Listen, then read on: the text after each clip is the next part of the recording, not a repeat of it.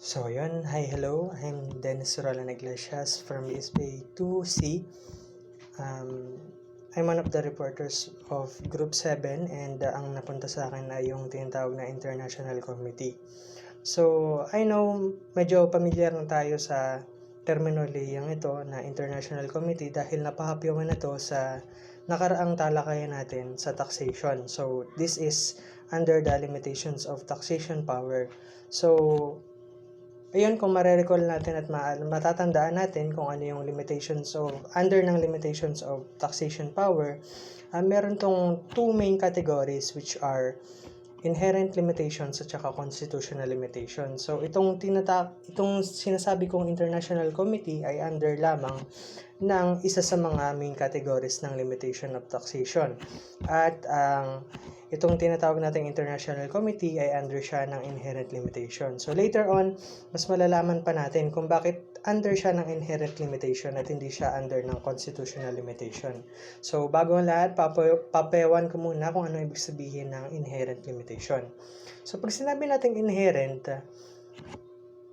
ito yung tinutukoy na meron siyang main attributes or meron siyang katangian na essential talaga na lumalabas na o taglay na nung isang bagay. So, yun yung tinatawag natin na inherent. Yun yung meaning niya. So, sa taxation, ginagamit tong inherent limitation dahil ina-apply ito sa mga bagay na nag-exist na sa iba. So, ibig sabihin, kino-consider under the limitations of taxation power yung mga bagay na nag-exist na hindi na siya pwedeng applyan or hanggang dun lamang yung range ng limitations ng taxation power. So, kung matatandaan natin itong inherent under ng inherent limitations, merong mga iba't ibang mga examples nito or subcategories under this main category which is inherent limitation. So, re-recall ko lang, yun yung mga territoriality of taxation, International Committee, na later on malalaman natin ng mas malalim pa kung ano ibig sabihin nito, at merong public purpose, merong exemption of the government, and non-delegation of the taxing power. So, yun, let's just proceed sa talakayan nating International Committee. So, bago lahat, let us segregate muna kung ano yung talagang meaning nitong international at saka committee. So, alam ko naman na pag sinabi natin international ay marami na tayong idea doon. Kumbaga, common na para sa atin na ma-encounter itong international. So, pag sinabing international, pang ibang bansa siya or pang ibang estado. At pag sinabi ng mga nating committee, this is not the committee with double M at saka double E. Kasi pag sinabi ng committee na ganun, ay nakapatungkol to sa tao. So, itong committee na to ay, ang ibig sabihin nito ay there is a mutual agreement na kaya siya nabuo dahil merong benefits. So, alam ko na doon pa lamang sa meaning na yon ay may idea na tayo kung anong pinaka-ibig sabihin nitong International Committee. So, proceed na tayo sa meaning nito. Sabi, ang International Committee pertains to mutual courtesy or reciprocity between states. So, dun pa lamang sa first line nitong meaning ng International Committee ay sinasabi yung there is a mutual courtesy. So, kung bakit nangyayari itong International Committee ay merong tinatawag na mutual courtesy. Ano nga ba yon? Pag sinabi natin mutual courtesy, yun yung agreement na ginagalang ng isa o dalawang estado na nagkaroon ng agreement. So, pag sinabi naman natin reciprocity, there is an exchange between two different states na nandoon sa agreement nila kung ano yung pagpapalitan nila. So, ayun, sabi doon between states. So, then, yung pangalawang statement dito ay it is a basic principle of international law. So, ibig sabihin itong International Committee ay nangyayari dahil merong tinatawag na international law. Meaning, nag-a-appear yung batas na yon internationally. So, sa iba't ibang state na nagkakaroon ng mutual courtesy at saka reciprocity ay international law na yung kumokontrol nun. Okay? sabi dito, international law that all states are equally sovereign. So pag sinabing equally sovereign, equal sila sa power na meron sila. Bawat estado, base sa kanilang agreement or kung ano man pinagkasunduan nila, dapat equal sila doon. Dapat they are equally sovereign. Kasi pasok sila sa international committee. Again, pag sinabing committee, there is a mutual agreement between two or more states na kaya yun nabuo dahil may benepisyo silang nakukuha.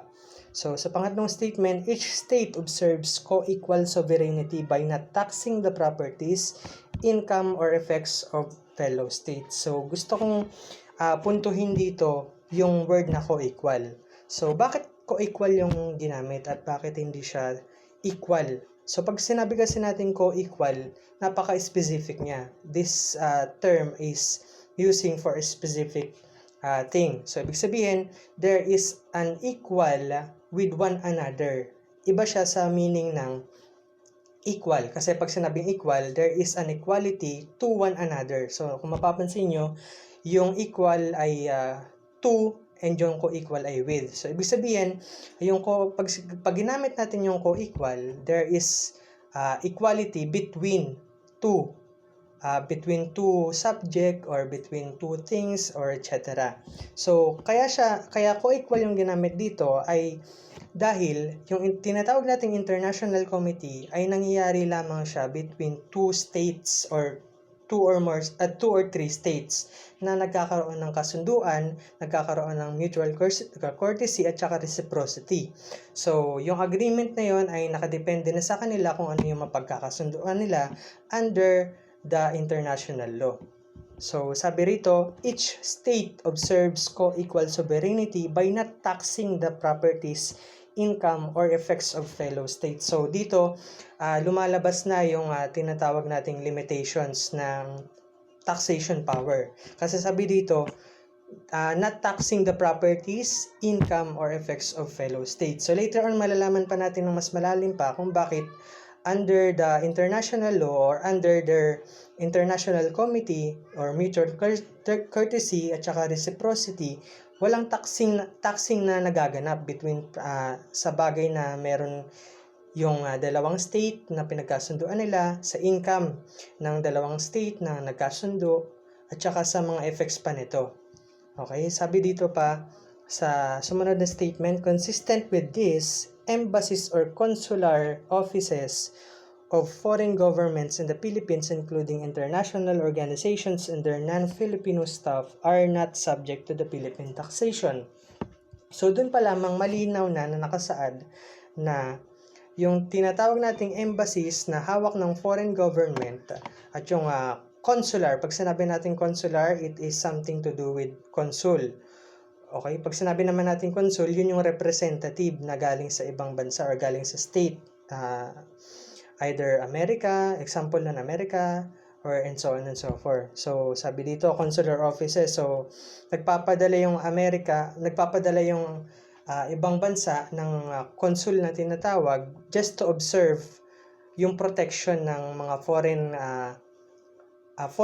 foreigners na hawak nila na dumadayo sa bansang pinupuntahan nila. So, nagpapadala yung kung mapapansin nyo, diba, sa SONA pa lamang. Ayun, best example na yung SONA. So, pag nanonood tayo ng SONA, mapapansin natin, hindi pure Filipinos yung mga nandun. May mga iba't ibang lahi, may mga iba't ibang, tawag nito, citizenship tayo makikita doon. May mga Amerikano, may mga Hapon, may mga Incheck, di ba? So, bakit pumupunta yung mga ganong tao, yun yung tinatawag na yun yung tinatawag ng mga consul officers. Sila yung mga pinapadala, kung bakit nandoon sila, pinapadala sila ng mga foreign countries para i-observe nila kung ano yung nangyayari na pag-control doon sa mga foreigners na hawak ng Pilipinas. So, under yun ng international committee pa rin. So, binibigyan ko lang kayo ng mas malawak pang ideas under this international committee. So, sabi dito, Foreign governments in the Philippines, including international organizations and their non-Filipino staff, are not subject to the Philippine taxation. So bakit? Sabi dito sa sumunod na statement, under the National Internal Revenue Code or NIRC, the income of foreign government, ayun na, and foreign government owned and controlled corporations are not subject to income tax. Ayun na, ando na yung tinutukoy ko kaninang limitations ng taxation power under this international committee. So bakit nga ba meron silang exception sa taxing ng Philippine taxation? Kasi ayun na nandun na foreign government sila Ang may hawak sa kanila ay yung foreign government. Kasama na ron yung tinatawag na foreign government owned, nariyan yung properties, nariyan na yung income, and kasama na rin doon yung control corporations, which is the effects of fellow states, are not subject in income tax. So, hindi sila required sa Pilipinas na magbayad ng ganitong tax or bukod sila doon dahil sa bansa nila, iba yung proseso ng taxation or iba yung tax rate na binabayaran nila kung saan mang bansa sila belong. So, sa sumunod na statement, when a state enters into treaties with the other states, it is bound to honor the agreements as a matter of mutual courtesy.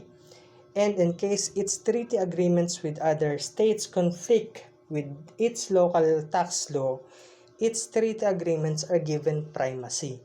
So, punta muna tayo doon. Dito sa statement na to, sinasabi na nangyayari yung International Committee kung ano yung proseso under this international committee, yung sinasabi nga na yung mutual agreement kanina na binungad ko, So, dapat daw, kapag ang dalawang states ay nag-enter into treaties, okay, nagkaroon sila na agreement, okay, meron dapat silang tinatawag na mutual courtesy. Or, kapag hindi naman sila nagkasundo doon sa tinatawag na treaties, wala silang mutual courtesy doon, okay, dapat meron silang tinatawag na primacy or yung tinatawag na dapat binibigyan nilang importansya kung ano man yung agreement na hindi nila pinagkasundoan. So, dapat may primacy doon. So, yun lang naman yung under this international committee. I hope na nagkaroon pa kayo na mas malalim na idea patungkol dito. Maraming salamat. Ako pumuli si Dennis Roland Iglesias. Next is situs of taxation. Situs is the place of taxation. It is the jurisdiction that has the power to levy the taxes upon the tax object. And situs rules serve as a frames of reference in gauging whether the tax object is within or outside the tax jurisdiction of the taxing authority. So in a simple term, situs of taxation is the place of taxation. Ito yung place of taxation. Diba? So, ang pwede lang i-tax ng isang bansa or estado ay ang kanyang nasasakupan lamang. Diba? Sabi nga dyan, it is the tax jurisdiction that has the power to levy the taxes upon the tax object. Diba? Ang kanyang nasasakupan lamang at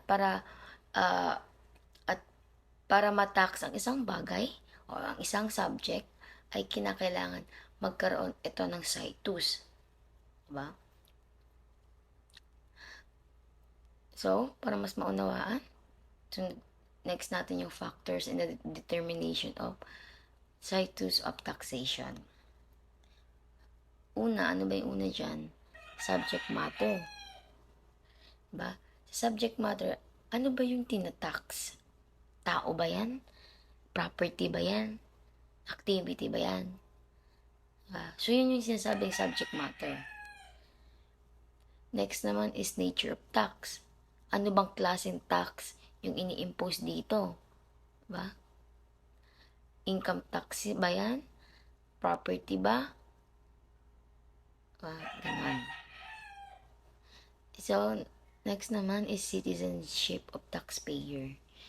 And last is residence of taxpayer.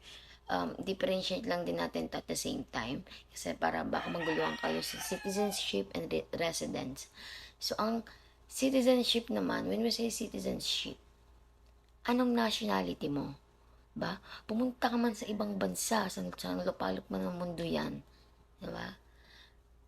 Kung ano ang nationality mo, yun yung citizenship mo. I mean, kung ano yung nationality mo, ano yung citizenship mo, Pilipino ka pa din. Diba? Saan ka man pumunta, Pilipino ka pa din. Diba? Pilipino ka pa din sa ano. So, yun yung citizenship. Saan ka man pumunta, sa lupalop man ng bansa yan, sa lupalop ng mundo, Pilipino ka pa din. So, yun yung citizenship. Diba? But when we say residence of taxpayer, residence, saan ka ba namamalagi? Saan ka nakatira? Halimbawa ako, isa akong Pilipino na namamalagi sa Pilipinas. Siyempre, yung residency ko sa Pilipinas. Kasi dito ako nakatira. Diba? So, yun yung ano.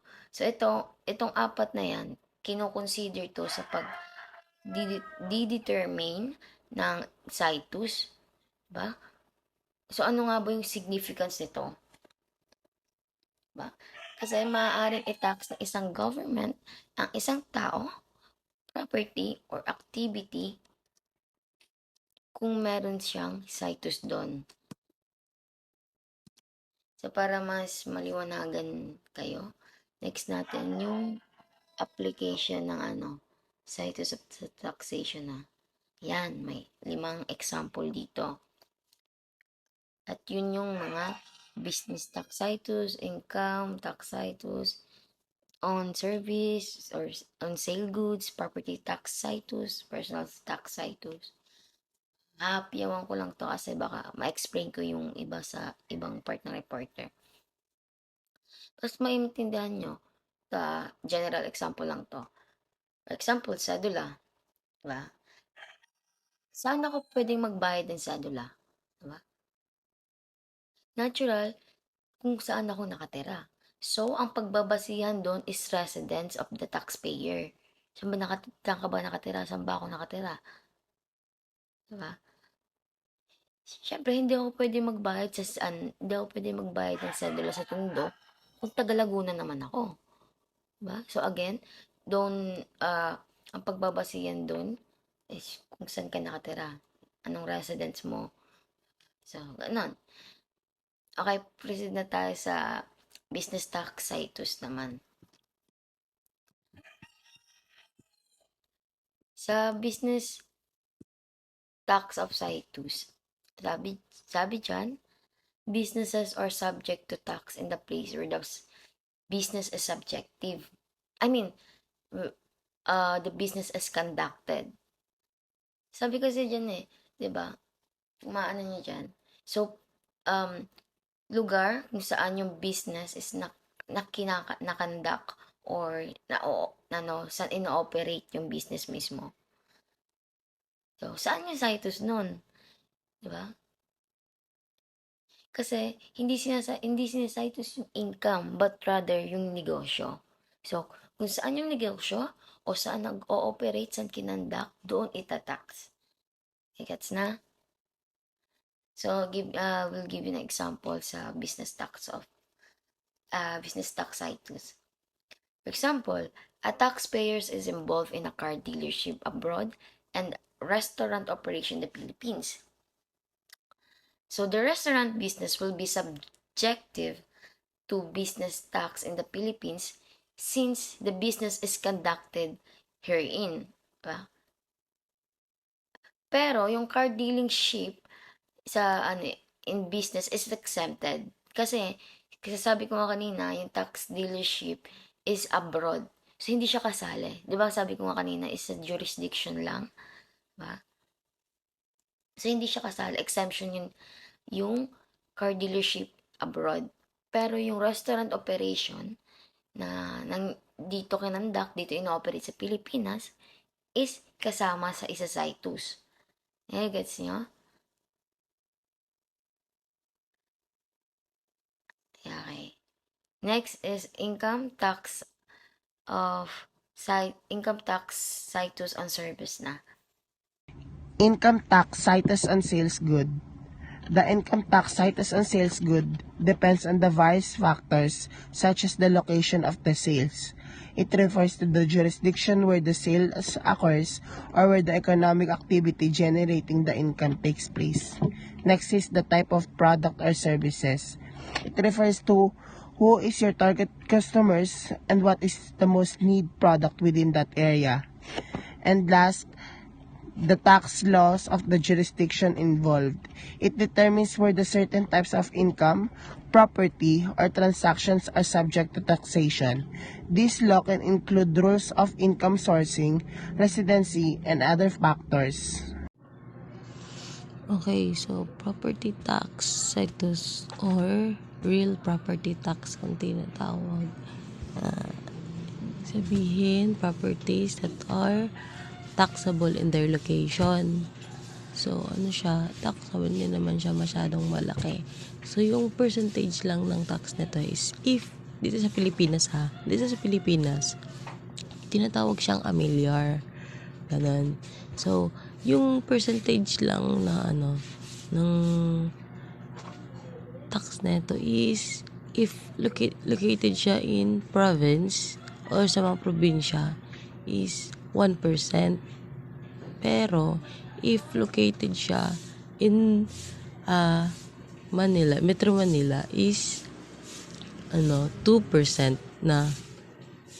So, ganun. So, itong property tax or tinatawag nating amilyar is siya, imposed by the government. So, example nito is, sabi, properties that are taxable in their location. So, kahit dito sa Pilipinas, kahit di ka naman nakatira sa isang bahay, basta bahay mo yan, is kailangan mo magbayad ng amilyar. Ganun siya. Kahit na hindi mo siya tinitirahan, so kailangan mo magbayad ng amilyar. Kunwari, 3 bahay nyo. So, yung 3 yan, kailangan mo yung bayaran. Ganun. So, that's all. Next reporter. Personal tax situs. So first things first, let us first define what is personal tax situs. Personal tax situs, persons are taxable in their place of residence. So, bago tayo dumako sa pinaka-meaning is, himahimayin muna natin. Personal means or synonym siya ng individual. You as a person. And tax, binabayaran natin on legal terms. And situs means the location of property or an item or for legal purposes. So in tax, situs is the location of property on a legal purposes. Okay, personal tax situs means that this is the personal location or pag-aari mo mismo as a human being, as an individual na nakalagay sa legal terms, legal papers, or on legal purposes that you should be paying tax. Halimbawa, ikaw nagtayo ka ng isang sabihin natin isang business sa isang lugar, and yung lugar na yon kailangan mo iparehistro maging yung business mo. And while your business is running, you need to pay taxes because you are the one who manage that business and you are the one who owns it. And that's all. Thank you everyone.